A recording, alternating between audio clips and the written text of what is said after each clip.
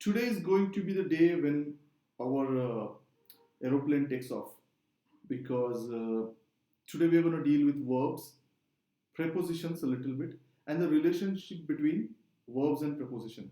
This is crucial because this relationship will facilitate our study of pronouns. So, usually in French, verbs are classified into two categories, regular and irregular. So far, we have already seen two examples of irregular verbs, être and avoir. What do you mean by irregular verbs? So, regular verbs follow a pattern when we conjugate them, and we'll see that pattern today, one of those patterns today. Whereas irregular verbs, they don't have any particular pattern, and you will have to just remember the conjugations, like we saw for être and avoir. Today we are going to actually learn two more irregular verbs, aller, which means to go, and venir, which means to come. Okay.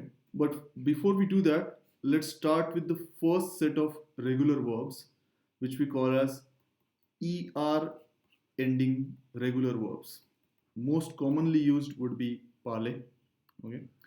Parler is to speak. There is another verb, dire, which means to say, and we'll figure out the difference later. But this is to speak, parler. So now let's look at the conjugations. Before we do the conjugations, Rupali, could you tell me what are these? Subjects. No, they are called as subject pronouns. Pronouns, yeah, subject pronouns. Yeah. Basically, pronoun is something which replaces noun. And these are called as subject pronouns because these replace the subject. Okay. And I think we discussed that earlier. So let's look at the conjugation now. Japal, tu parles, elle parle, okay. Nous parlons, vous parlez, and elle parle. Okay. So the pattern is you take the verb, okay, you remove the er stem and you add e, es, e, ons, ez, ent. So you take out the er stem from the regular er ending verb and you instead add e. I'm speaking in English. So e, es, e, ons, ez, and ent.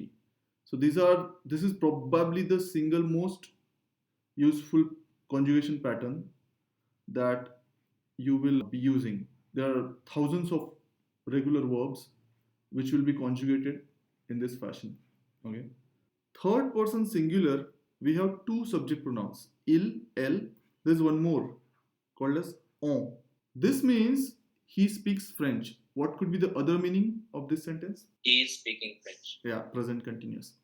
Now, when you talk about en as a subject pronoun, it could mean three things. It could mean indirect object, one. It could mean we in informal setup, and it could mean they sometimes. So I'll give you the context. When does it mean what? So me and Rohit are talking, and Riaz, you were away. You went to washroom for 2 minutes, right? You came back and you saw us, or sorry, or you heard us speaking. You are like, what am I missing out on? So I'll say, on parle de Opel. I think that in that case it will be Doppel. Okay. We are speaking of Opel. About Opel, right? So here, because it was an informal setup, I use on parle d'Opel. Here it meant we. Okay. This is one example. This is actually most, you would say, the most common usage of on. Okay. Another usage is if I want to make a generic statement and I want to use a third person subject in a generic sense. Okay. It's not about any particular person. It's not about a specific he or specific she. I'll give you an example. Let's say somebody is new to Pune and I want to tell them what language is spoken here. So I would say, on parle Marathi ici. One speaks Marathi here. So that's a generic third person singular subject. One. That one person could be anybody, right? One speaks Marathi here, or one speaks Hindi here. So in this sense, we are calling this as one. You could use the same thing to say they speak Marathi here. So this statement actually can be used or interpreted in two ways. On parle Marathi ici. One speaks Marathi here, or they speak Marathi here. So one usage is to say we informally. Okay. If it's a formal situation, you will use nu subject pronoun.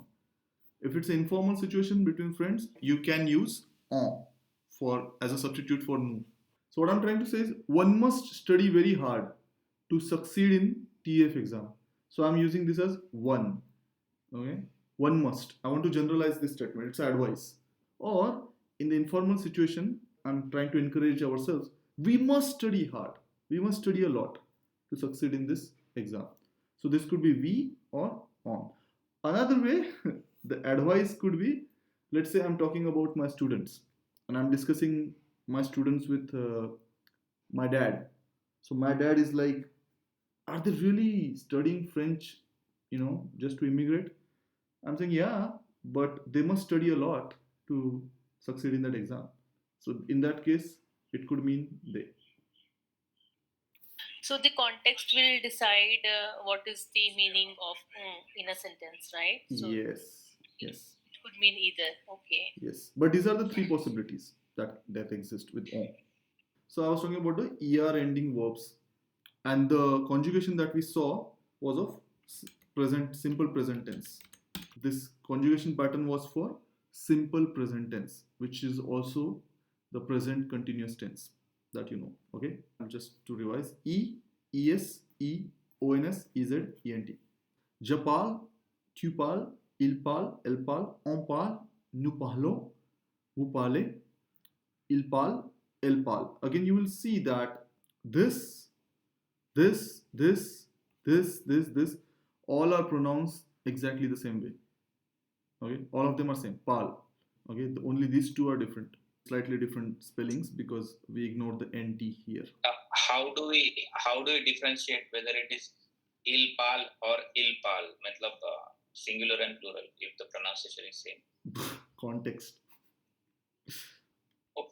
Yeah, I know. Okay, because when we are speaking, we don't have something to read, right? Yeah. Welcome to French. Sorry about that. Chanter is to sing. Exact same pattern. Je chante, tu chantes, il chante, elle chante, on chante, nous chantons, vous chantez, il chante, elle chante, which is to sing. Some of the other examples of regular er ending verbs. Aimer, annuler, apporter, attraper. AU was O, right? So augmenter. Augmenter. Yeah, because EN is en. Augmenter. Augmenter. Attraper, apporter, annuler, aimer, accepter. Okay. Most of the meanings are straightforward. Accepter is to accept. Aimer is to like. You know that. Yeah, of course you'll have to remember these meanings. For example, this is simple. Danser is to dance. Commander is to order. Demander is to ask. Étudier is to study. All of them are conjugated exactly the same in simple present tense. E, es, e, ons, ez, ent. Refuser is to refuse. Regarder is to watch. Travailler, very important, is to work. Visiter is to visit. Just a quick question, like, do we ever use the verbs in their original form, like Okay, parler? that's amazing question. Thank you so much. Merci beaucoup. I almost forgot. Okay. So when we discuss this verb parler, right, which is to speak, this itself is very useful. This form, which is called as infinitive form of the verb in English, and I think in French it will be infinitif. Okay.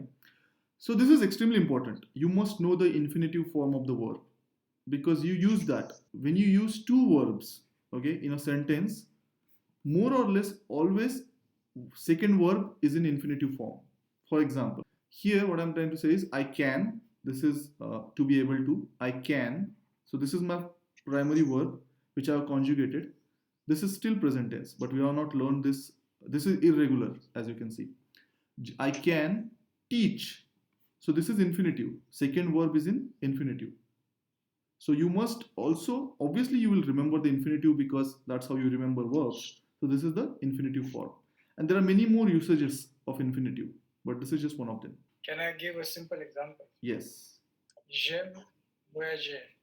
J'aime voyager. Correct. Yeah. I like to travel. That's amazing. Yeah, again, this is an infinitive form. Infinitive form has a lot of usages. Okay. And we will have a separate session only to discuss the different usages or different ways of using infinitive. Lucy? Travailler. No. So it's going to be thawai. Travail. Thawaiye Travail. is the infinitive. In the infinitive form, you will say thawaiye. But here, you will say thawai. Tu apportes. No. Apporte. Sorry. Sorry, vous bavardez. Hmm. Je commande. Commande. Commande. Yeah. Il habite. With ENT. Yes. Okay, so let's go through these meanings very quickly. Tu apportes, not apporter. Tu apportes toujours des fleurs. You always bring, apporter is to bring, some flowers. Bavarder is to chat, which means you are chatting on the terrace. Je commande une soupe de légumes. I order Yes. Vegetable soup. Nice. They live in Normandy. Okay. So I'm gonna do this very quickly so that we don't take a lot of time. I need the first part. I'll add up the second part. So Rohit, let's do first few with you. Nous refusons. Refuser is to. So refusons. I'll tell you this one. L'invitation. L'invitation. To cancel is annuler. Elle annule le voyage. Awesome. I don't know. Awesome. This is correct. Il parle français. Apporter is to bring. Vous apportez des fleurs. Yes, correct. Des fleurs. Okay, some flowers. Okay.